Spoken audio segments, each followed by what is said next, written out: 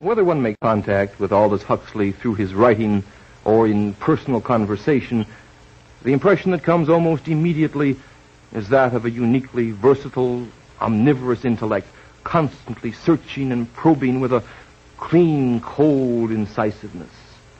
He has been a Western writer who, even as he looked at life with an Eastern perspective, measured it against the backdrop of contemporary science. On the afternoon that we met and talked, I asked him what was basic and substantial in a man's life. I asked him if he could point to specific values and meaning which for him were enduring and veritable. Well, I think I would want to say that the two essential and important and indispensable things are, first of all, intelligence in the widest possible sense of that word, and goodwill, or in the old-fashioned word, charity, love.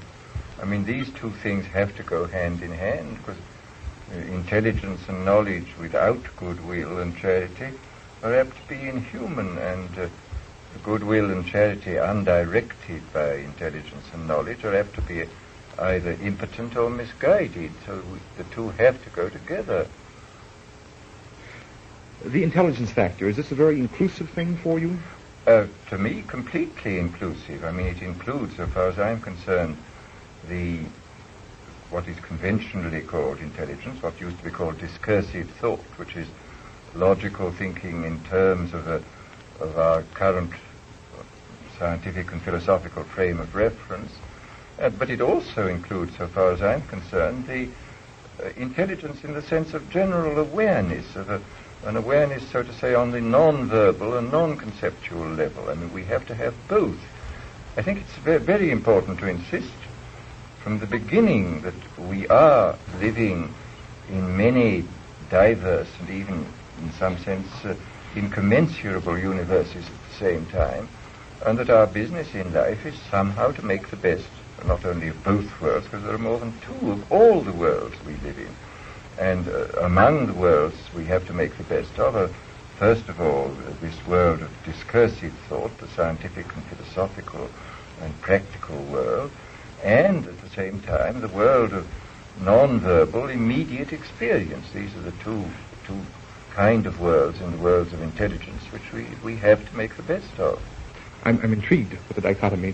Is this also a dichotomy between science on the one hand and poetry or religion on the other? Is it that manner of encompassment that's involved? In a sense, yes. I mean, the business of the man of letters, it seems to me, and the poet specifically, has been, I suppose, with man's more strictly private experiences, and also with the rendering of the manifold nature of man's experience. I mean, let us consider the question of scientific language and literary language.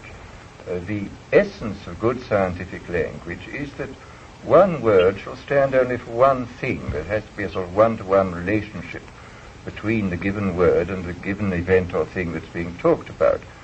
In regard to literature, the important thing, I think, is to, first of all, to be able to, so to say, express the inexpressible, and secondly, to express the multiple meanings which every event has for a human being. I mean, a human being, as I say, is living in many ways at once, and any good work of literature inevitably has to express these multiple meanings. I can't help but think, of course, that the scientist still uses this other area. It's true, he must, in very definitive and unequivocal fashion, speak. He must be able to communicate to his fellow scientists. Yes. And yet I am, I think, fundamentally, and really in an excited fashion, most impressed by the aesthetic features of science. A scientist still finds a beauty and a grace and a formal delight in the structure of a theory. He still is a marvelously creative and aesthetic person when he develops a hypothesis. Well, I entirely agree. I mean, there is no question that the aesthetic aspect of science is a very important one. One hears mathematicians speak of the ugliness of certain equations and the elegance of others. But nevertheless, while he is working, he has to have this language has to be purified in this one-to-one relationship. He has to be very careful that his words don't say more than one thing at a time. Whereas it seems to me in poetry and in literature in general, one of the great arts is how to say many things at the same time. I mean, look at a play by Shakespeare. This proceeds on one level. He was an exceedingly good playwright. I mean, it proceeds admirably on this storytelling level. But all the time, owing to his extraordinary use of language, everything is going up in tangents in every direction. The real genius of Shakespeare, which is the fact that you are living in many worlds of experience at the same time, owing to his extraordinary use of language. Well, you can't use language in this way in science. I mean, you have to purify it in another way. You have to get it down to this naked, absolutely clear one-to-one relationship. What is this dimension of charity? Sympathy? Empathy? Well, this and general goodwill. I mean, and after all, in any given culture, I mean, let us face it, we are at once the beneficiaries and the victims of our culture. I mean, without our culture, we just couldn't do anything at all. We should be baboons, apes. But given any given culture is ambivalent. It permits one at once, at the same time, one and the same time, to be fully human, but at the same time, it limits our humanity. I mean, it imposes certain kinds of prejudices, certain kinds of likes and dislikes upon us. And I think it's perfectly true to say, as a man that I know you admire, Dr. Maslow, Abraham Maslow, said that any self-actualizing human being is one who, to some extent, breaks out of his culture. And after all, I mean, one sees that, in fact, all the great seers and religious prophets have always broken out of their culture. I mean, after all, merely to say, thou shalt love thy neighbor as thyself, is breaking out of a narrow culture which insists that you shall love only this person and that everybody else is not your neighbor. And I think we have to see that the people who have broken out of their culture, the seers and the prophets, are essentially right, and that unless we follow their advice and follow it awfully quickly, we're going to be making an appalling... The dimensions you described, are you satisfied with the levels at which they're appearing today? No. I mean, we obviously have to do much more than we are doing, and we have to do it awfully quick, because, after all, we're faced by a great number of problems which are absolutely unique in history. I mean, nothing like the explosive population increase has ever happened before, and nothing like the explosive technological advance has ever happened before, and nothing like the explosive advance in knowledge has happened before. We're living in a world of sort of what may be called chronic revolution, chronic upheaval, and unless we break out of the culture which imprisons us within a world of nationalism and militarism, given the hydrogen bomb, we're obviously in imminent danger. And also, given this kind of culture which causes us to spend an enormous proportion of our resources on the armament race, we are not going to be able to solve the ecological problem of man upon the earth. We are not going to be able to solve the problem of a species which is increasing at the rate of 50 millions per annum on a limited environment. I mean, this is going to require all our goodwill and all our intelligence and all our knowledge. And if we spend a great deal of our energies on something else, we're not going to be able to solve the problem.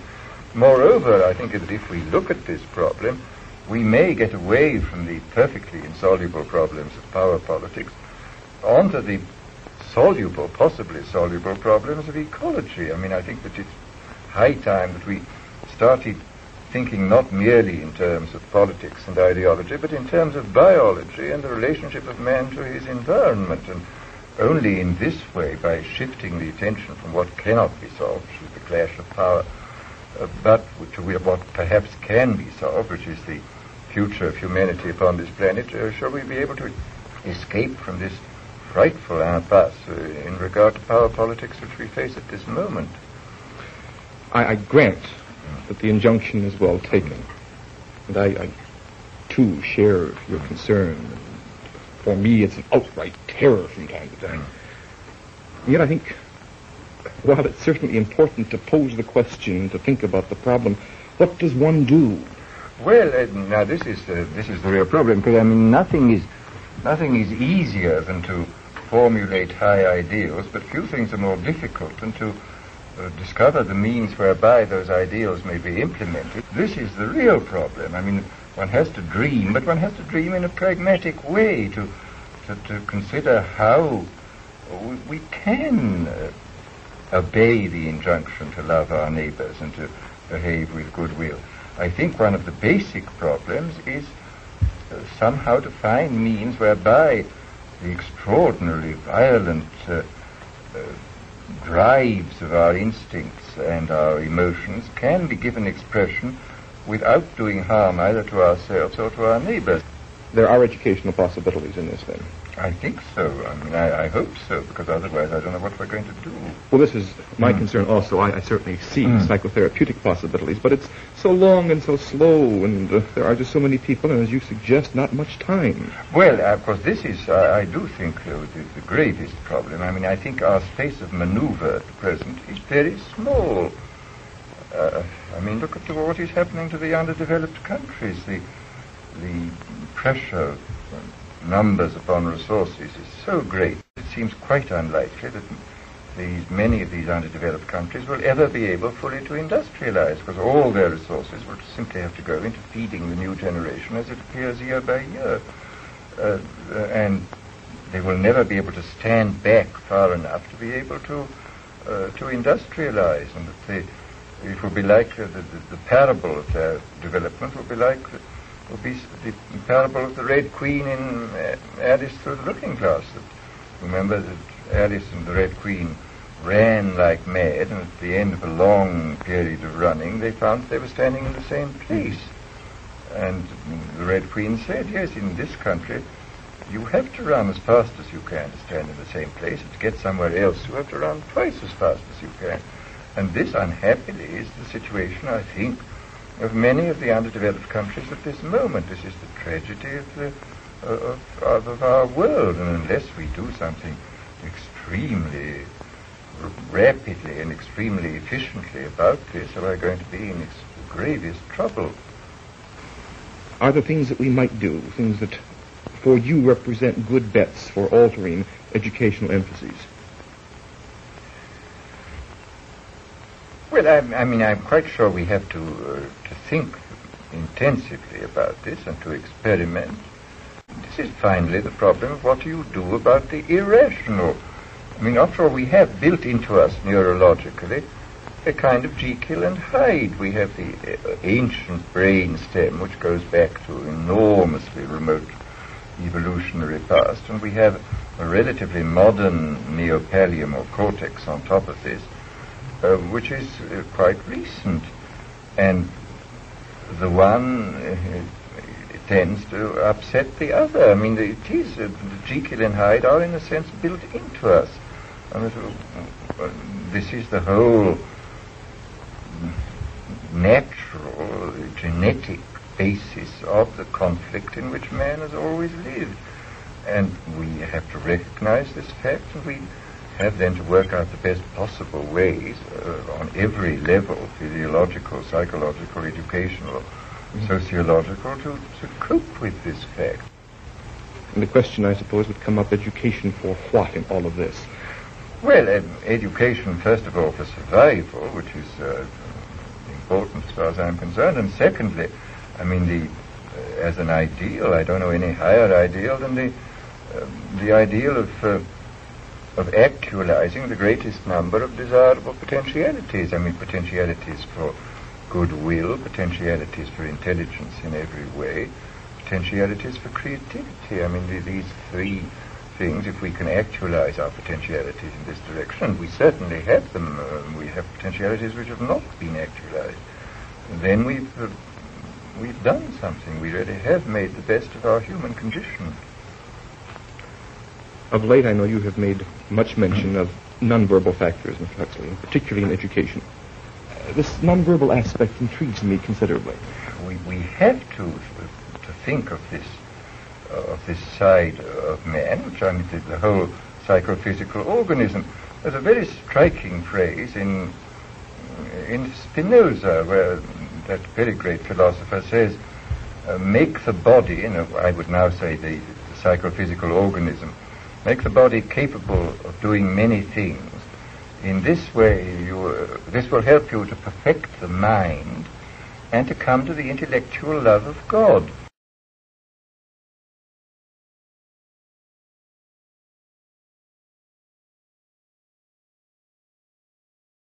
But this is a very striking phrase from a philosopher who was profoundly intellectual. But I mean, he saw quite clearly that we have to take the mind-body as it is and to make it capable of responding to the external world and to the events within itself in a clear awareness. We have to heighten our awareness and heighten the things that we do with it. And this requires, it seems to me, a whole kind of education on the non-verbal level. In a certain sense, I would say that the whole, an entire program for both kinds of education, both on the conceptual and verbal level and on the non-verbal level, is outlined by Wordsworth. William is sitting on a stone by the side of a lake, and his friend Matthew comes to him and says, "Why do you spend all your time sitting here? Why aren't you reading your books?" And he replies that there is, besides reading books, there is a kind of wisdom which comes to man through what he calls a wise passiveness. He says, the eye it cannot choose but see, we cannot bid the ear be still. Our bodies feel where'er they be, against or with our will. Nor less I deem that there are powers which of themselves our minds impress, that we can feed this mind of ours in a wise passiveness. And this is this idea of a wise passiveness runs all through the literature of art. You'll find this again and again, this prelude to creativity, alert passivity. And this comes again and again in the literature of art, and it comes again and again in the literature of mystical religion, the necessity of being passive and receptive as well as active. I mean that we must somehow learn to move back and forth between a wise activity and a wise passiveness. We must be able to take in order to be able to give out. The great mystic Meister Eckhart says, what I take in by contemplation, I give out in love. And this, I think, is equally true. You give it out not merely in love, you give it out in creation, you give it out in thought. I mean, I personally believe strongly in, quotes, inspiration. I mean, whether it comes from the nine muses, I don't know, but it is a psychological fact. And inspiration comes in this state of alert passivity. And yet, of course, I think we have, don't we, a Western culture and emphasis on the activity, doing something, and always showing some final product which represents the worth of the person who produces it. Yes, and yet these Western artists, just as much as anybody else, have insisted that the receptivity was essential. I mean, that not merely did you have to impose a frame of reference upon the world, you had also to let the world come to you without a frame of reference, to come to you, so to say, as things in themselves. I mean, what Kant said, you could never see the Ding an sich, the thing in itself. But you have to admit it. It's never the thing in itself, but it is very nearly the experience, unmodified by the conceptualizing and symbol-making cortex. It just comes to you, and what is within has to be allowed to come to you without being modified by the conceptual mind. Is this passivity in Western religion?